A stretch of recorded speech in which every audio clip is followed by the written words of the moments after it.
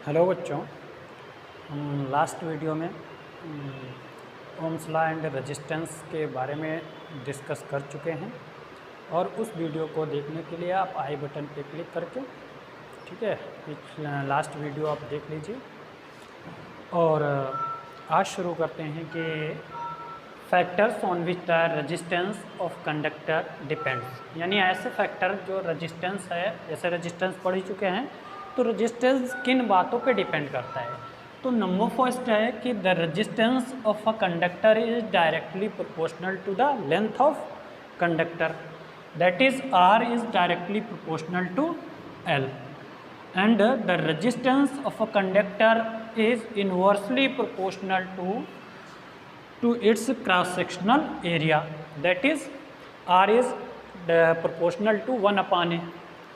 R is 1 proportional to 1 upon A, where area of A is the area of cross section of a conductor, and the resistance of a conductor also depends on the nature of material and temperature। देखिए, इसमें nature of material and temperature पर भी depend करता है, but एक example से हम समझते हैं। नोट करिए इसे साथ में, और इसे मैं रफ करता हूँ, ठीक है। वीडियो पॉज करके नोट कर लीजिए और मैं समझाता हूँ इसको। कि जैसे अभी बताया है कि लेंथ पे डिपेंड करता है, कि रेजिस्टेंस जो है वो कंडक्टर के लेंथ पे डिपेंड करता है। अब देखिए रेजिस्टेंस, अब देखिए मान लीजिए जैसे करंट फ्लो हो रहा है किसी कंडक्टर में, ठीक है। अब दोनों ही सेम थिकनेस के कंडक्टर हैं। अब मान लीजिए आप किसी को दो रोड हैं, एक ये मान लीजिए दिल्ली टू आगरा जाता है, और एक ये जो है, ठीक है, उतना ही उसी रोड उतना ही सेम मतलब थिकनेस, सेम ब्रॉड उसकी चौड़ाई है, बट ये जो है आपका दिल्ली टू कहाँ है, गोवा मान लीजिए, ठीक है।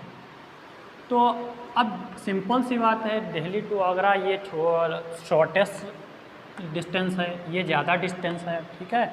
अब ज़्यादा दूर जाएंगे तो उतना ही आपको रश यानी भीड़ ज़्यादा मिलने के चांस होंगे, ज़्यादा ब्रेकर होंगे, ज़्यादा प्रॉब्लम आएगी, ठीक है। तो रेजिस्टेंस भी आपको मैक्सिमम एफर्ट करने पड़ेगी।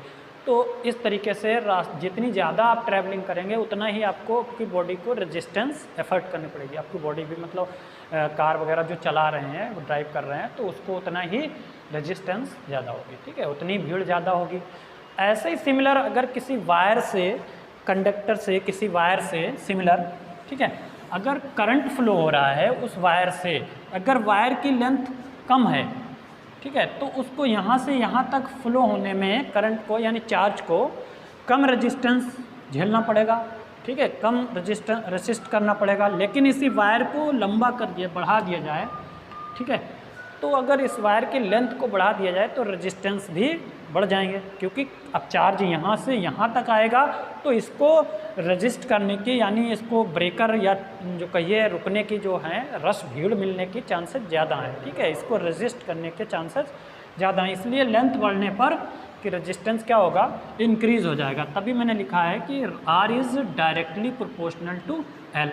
तो आर क्या हो गया, एक तो डायरेक्टली प्रोपोर्शनल यानी लेंथ ऑफ कंडक्टर जैसे ही बढ़ जाएगी, ठीक है, रेजिस्टेंस भी उस कंडक्टर का बढ़ जाएगा।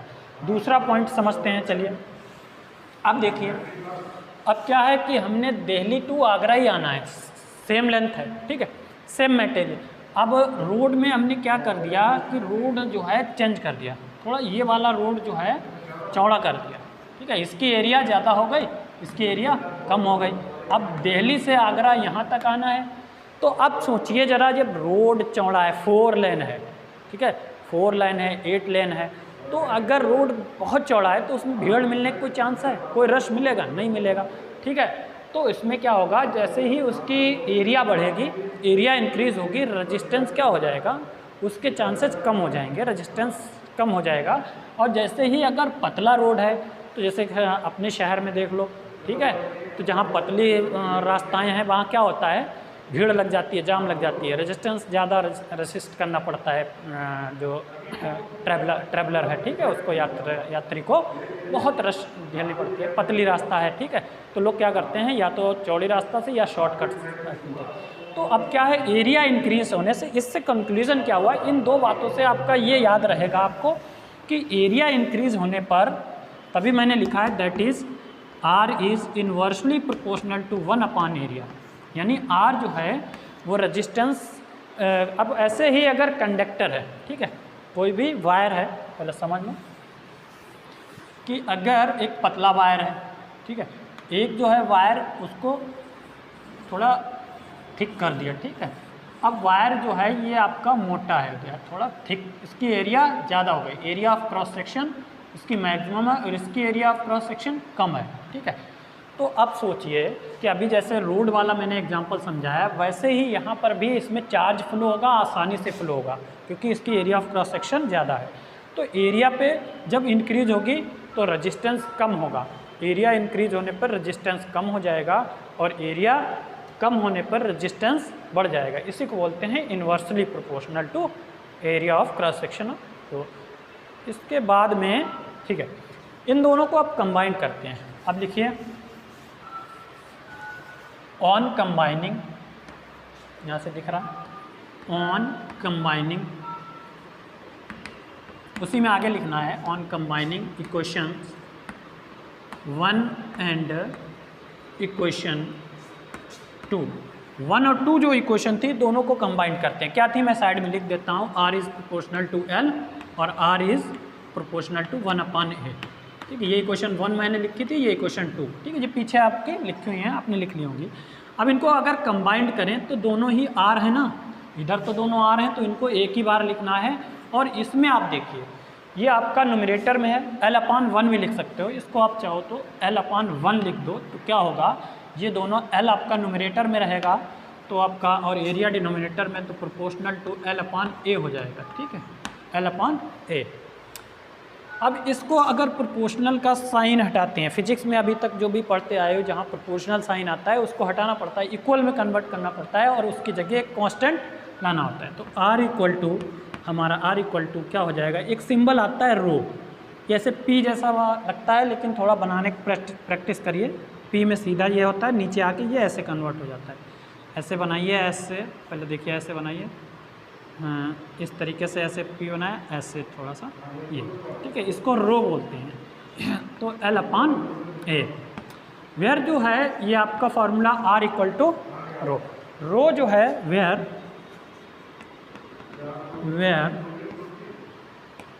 सिंबल रो, ठीक है, इसको हम लिख देते हैं ब्रैकेट में, क्या पढ़ेंगे, RHO, रो, ये स्पेलिंग होती है। रो इज अ कांस्टेंट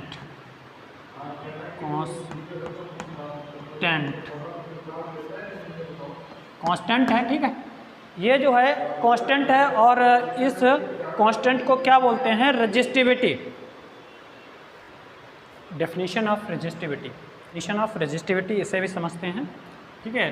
पहले अभी बताया कि रेजिस्टिविटी को रो से डिनोट करते हैं, इसकी डेफिनेशन कैसे, अब डिफाइन कैसे करेंगे। अभी जैसे फार्मूला है, यहाँ पे जो लिखा था R इक्वल टू मेरा आया था रो L अपॉन में A, ठीक है, R equal to rho L upon A। अगर if L equal to 1 metre, if L equal to 1 metre, मतलब लेंथ ऑफ कंडक्टर 1 मीटर हो और एरिया ऑफ क्रॉस सेक्शन उसकी 1 स्क्वायर मीटर हो, then rho equal to क्या हो जाएगा, अगर यहाँ ये वैल्यू 1 हो और ये वैल्यू 1 हो जाए तो R इक्वल टू रो या रो इक्वल टू R आप कह सकते हो, ये हो जाएगा, ठीक है, R इक्वल टू रो हो जाएगा। तो इसे डिफाइन कैसे करेंगे, the specific resistance of a material, the specific resistance of a material is equal to the resistance of a wire, यानी वो मटेरियल की रेजिस्टेंस जो है, स्पेसिफिक रेजिस्टेंस, वो उसके वायर के मटेरियल रेजिस्टेंस के इक्वल होगी, of that material of the length and 1 metre length and 1 square metre area of cross section. मतलब कंडक्टर की एरिया जो है, अगर 1 यूनिट हो, length area of cross section 1 square metre हो, लेंथ भी 1 मीटर हो, तो रेजिस्टेंस जो है, रेजिस्टिविटी है, वो रेजिस्टेंस के इक्वल होगी। ये बात लिखिए, यूनिट ऑफ, नोट लिखिए, नोट करके लिखिए, नोट यूनिट ऑफ रेजिस्टिविटी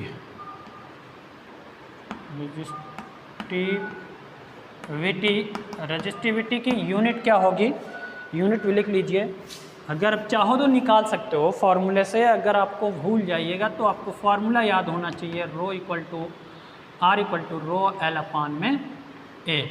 ठीक है, अब इसको रो को सब्जेक्ट में लेना है आपको, तो रो इक्वल टू क्या हो जाएगा, are A upon L.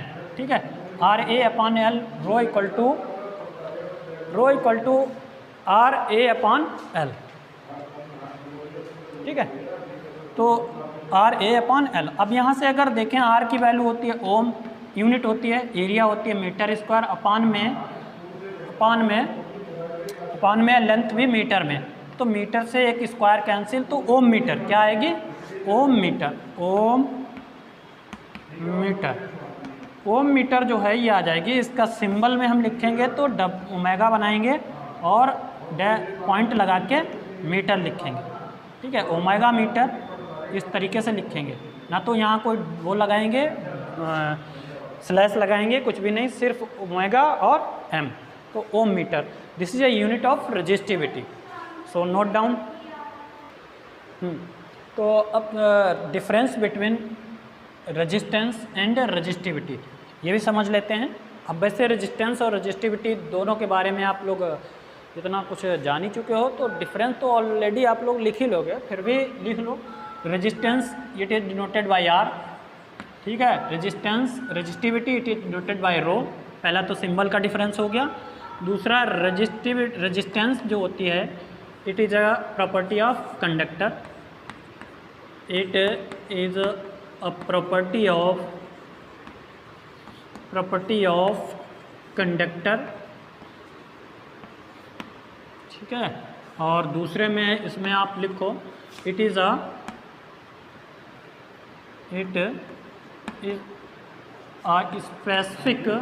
Specific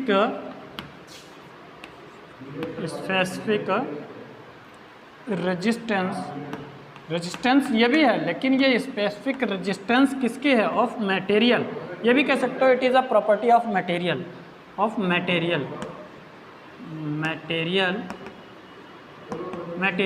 the conductor. ठीक है, जो कंडक्टर है उसके मटेरियल की ये रेजिस्टेंस की प्रॉपर्टी है। ठीक है, तो आपने ये सीख लिया। इसके बाद बहुत ज़्यादा डिफरेंस है नहीं, सब याद रखने वाले याद हैं ऑलरेडी। तीसरा डिफरेंस जो है फॉर्मूले में यूनिट में देख लो। तीसरा डिफरेंस क्या है, इसकी यूनिट क्या है, ओम है। ठीक है, इसकी यूनिट ओम है, ओमेगा से जो डिनोट होती है। इसकी यूनिट क्या होगी, ओम मीटर होगी, ये आपको पता ही है, ओम मीटर। इसको हम ओमेगा एम से डिनोट कर देते हैं, डॉट लगा के ऐसे। ठीक है, और क्या डिफरेंस हो सकता है, इतना ही डिफरेंस है बस। फार्मूला है इसका, आपका फार्मूला जो है, इसके formula R equal to V upon I भी हो सकता है रेजिस्टेंस का। ठीक है, और आर इक्वल टू एक और फार्मूला इसमें आपने पढ़ा है, रो एल अपान में ए हो सकता है, ये हो सकता है।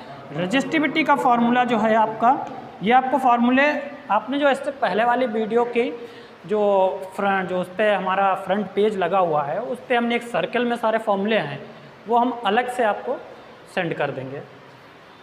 ठीक है, तो या नेक्स्ट वीडियो में लास्ट में ऐड कर देंगे वो सर्कल में। उस फार्मूले में एक जैसे उसमें 4 क्वांटिटीज़ हैं, रेजिस्टेंस है, वोल्ट मीटर है, वोल्टेज हैं और करंट है, तो उनके जितने भी फार्मूले हैं सब एक क्वाड्रेंट में हैं।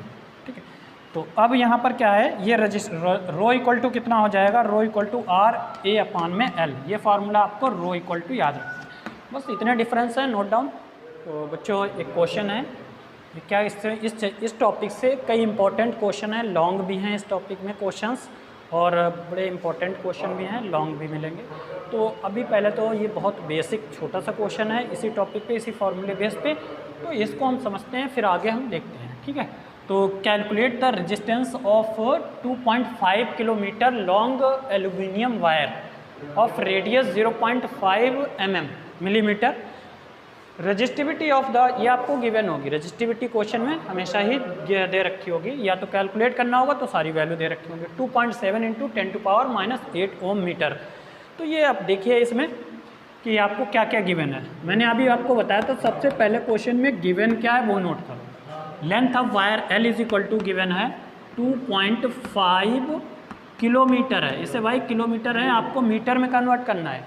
आपको ये बात पता होगी। कितना हो जाएगा 250, 1000 से मल्टीप्लाई करो तो कितना 2500 मीटर, 2500 मीटर हो जाएगा। इसके बाद में आपको क्या गिवन है, resistivity rho is equal to, ये भी दे रखी है 2.7 इंटू 10⁻⁸ ओम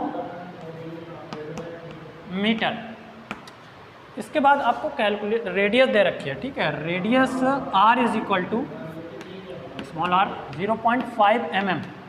अब यहाँ ध्यान रखिए कि 0.5 mm है, इसको मीटर में करना है, मिलीमीटर को मिलीमीटर को मीटर में करना है। क्या करना होगा इसको, ठीक है, 10 टू पावर कितना -6, 10 टू पावर -6 से मल्टीप्लाई कर लो तो r equal to 0.5 into 10 to power -6 metre हो जाएगा। तो फॉर्मूला यूज़ करिए, रो इक्वल टू क्या हो जाएगा, रो इक्वल टू अभी बताया था, ठीक है, RA/L, ये फार्मूला है रो। R की वैल्यू, अच्छा रेजिस्टेंस आपको कैलकुलेट करना है तो R इक्वल टू कर लीजिए सब्जेक्ट में, R इक्वल टू ρL/A, तो R इक्वल टू ρL/A, ठीक है। अब वैल्यू पुट करिए, ठीक है, ये हो गया R के रो की value 2.7 into 10 to power -8 ohm metre, ठीक है। ओम मीटर ना लिखिए, इंटू L, लेंथ कितनी है 2500, और अपान में एरिया ऑफ क्रॉस सेक्शन होता है πr², ठीक है। पाई की वैल्यू लिख दीजिए 2.7 इंटू 25 कर दिया मैंने, और एक ज़ीरो यहाँ से, ये पॉइंट भी हटा दें, ठीक है। और अब आपका 10 टू पावर -7 हो जाएगा, ठीक है। यहाँ से एक ज़ीरो कम हो गया, एक ज़ीरो ये पॉइंट ले गया और एक ज़ीरो जो बचा इसकी पावर कम कर दी, और पाई की वैल्यू 3.14 इंटू 10 टू पावर 14 हो गई पाई की वैल्यू। अब रेडियस की वैल्यू लिखिए 0.5 into 10 to power -6 metre whole square कर देंगे। इसे सॉल्व करेंगे तो इसका आंसर है 86 ओम आ जाएगा अप्रॉक्स, ठीक है। अब 86 ओम कैलकुलेट इसे कर लीजिए आप लोग खुद ही, ठीक है। नेक्स्ट क्वेश्चन देखते हैं बच्चों। तो नेक्स्ट क्वेश्चन जो है, a wire of a given material having length L, small l, and area of cross section is capital A, has a resistance of 16 ओम। ये 16 ओम का रेजिस्टेंस, ये 16 लिखा हुआ है, 16 ओम।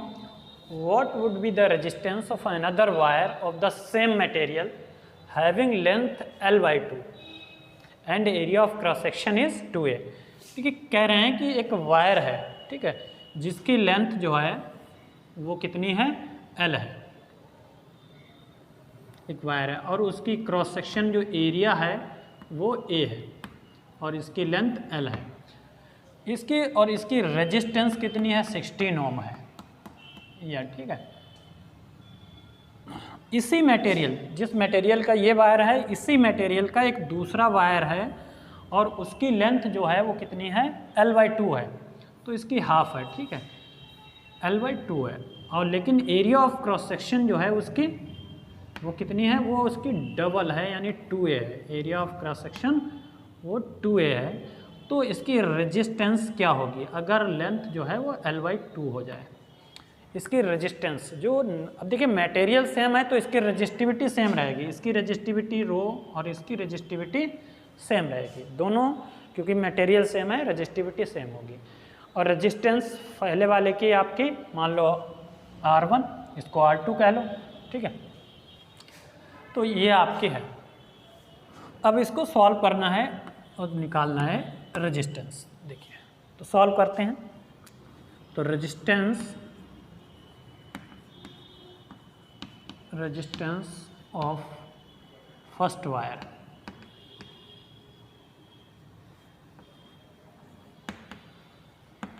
फर्स्ट वायर के resistance R equal to ρL/A। ये आपने formula पढ़ा है, ρL/A, ठीक है। R यहाँ पर फर्स्ट वायर के लिए R1 कर सकते हैं यहाँ से, ठीक है। अभी हम वैल्यू नहीं लिखते हैं, ठीक है, इक्वेशन 1। और फिर रेजिस्टेंस ऑफ, कई तरीके से कर सकते हैं क्वेश्चन, ऑफ सेकेंड वायर, दूसरे वायर की रेजिस्टेंस जो है उसको R2 लिख देते हैं। R2 equal to row L/2 हो जाएगा और अपान में 2A हो जाएगा। ठीक है, L/2 अपान में 2A। इसको सिंप्लीफाई करेंगे तो रो L/2 का हो जाएगा L और अपान में ये 2 आ जाएगा, तो L अपान में ये 2 नीचे आ जाएगा, 4A हो जाएगा। तो ये इक्वेशन आपकी 2 हो गई। बस इनको सॉल्व करेंगे, आंसर आ जाएगा।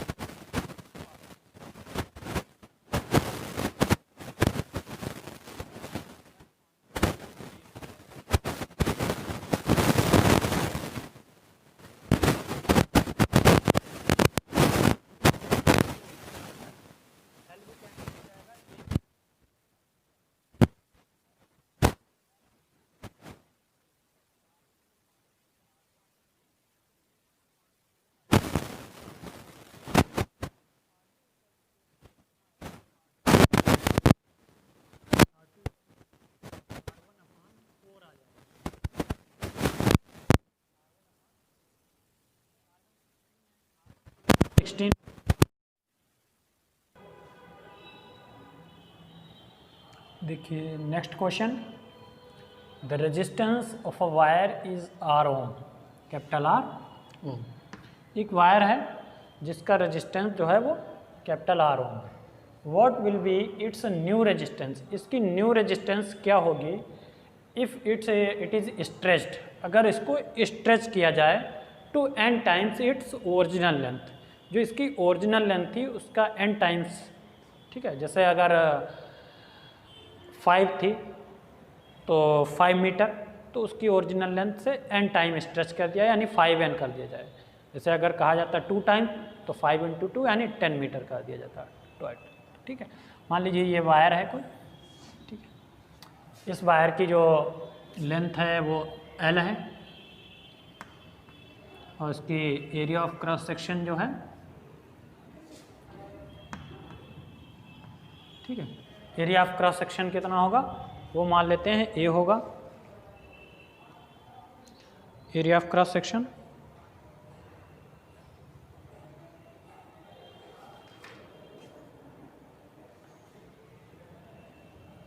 ठीक है, इसकी area of cross section A होगी, रेजिस्टिविटी रो मान लेते हैं और इसकी रेजिस्टेंस R1 मान लेते हैं। जब इसको स्ट्रेच कर दिया गया तो इसकी लेंथ सिंपल सी है, लेंथ जो है वो कितनी हो गई, न्यू लेंथ जो है वो आपकी कैपिटल L इक्वल टू मैंने कह दिया कि n टाइम्स L। ठीक है, एरिया कम हो जाएगी इसकी, एरिया इसकी मान लेते हैं न्यू एरिया, इसकी जो है वो A डैश हो जाएगी। ठीक है, एरिया रिड्यूस हो जाएगी, वो A डैश हो जाएगी। रेजिस्टिविटी सेम रहेगी, रेजिस्टिविटी जो है वो सेम रहेगी, रेजिस्टिविटी मतलब है ना, वो इसकी भी सेम रहेगी। मटेरियल तो वही रहेगा, वायर को बस उसी वायर को स्ट्रेच कर दिया गया है। तो हम सबसे पहले इसमें अब क्या रहेगा कि आप देखिए इसमें वॉल्यूम क्या रहेगा, सेम रहेगा। वही जी उसी वायर को, ये वायर है ना, इस वायर को ही स्ट्रेच कर दिया तो इसमें जितना इसका वॉल्यूम है इसको स्ट्रेच करके इसको खींच के लंबा तो कर दिया बट इसका वॉल्यूम सेम रहेगा। तो इस केस में since volume of the wires remains of the wire remains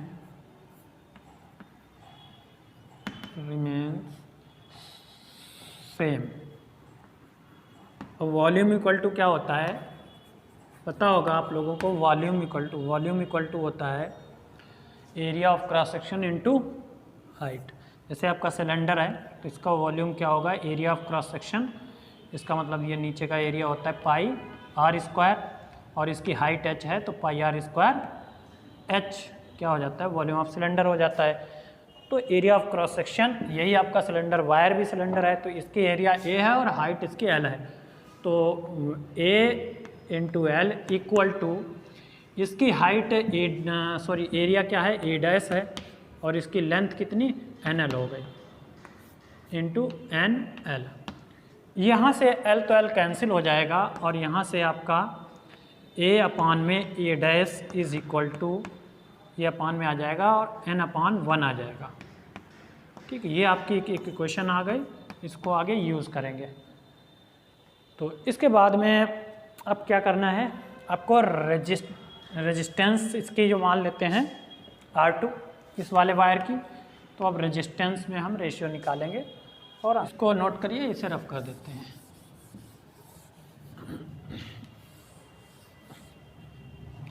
resistance अब लिखना है, resistance of the wire before, अच्छा क्वेश्चन है, बिफोर स्ट्रेचिंग, यानी उसे खींचने से पहले उसकी रेजिस्टेंस जो अभी हमने, इसको नोट कर लीजिए क्वेश्चन बना के, ठीक है। तो R1 is equal to, R1 equal to अभी मैंने लिखा था रो L अपान में A, ये था इक्वेशन 1, ठीक है। और resistance of a wire, resistance of the wire after stretching, जब उसको खींच दिया गया उसके बाद में उसकी रेजिस्टेंस, ठीक है, A अपान में A डैश इक्वल टू क्या था, N अपान 1, ये अलग लिख लिया मैंने।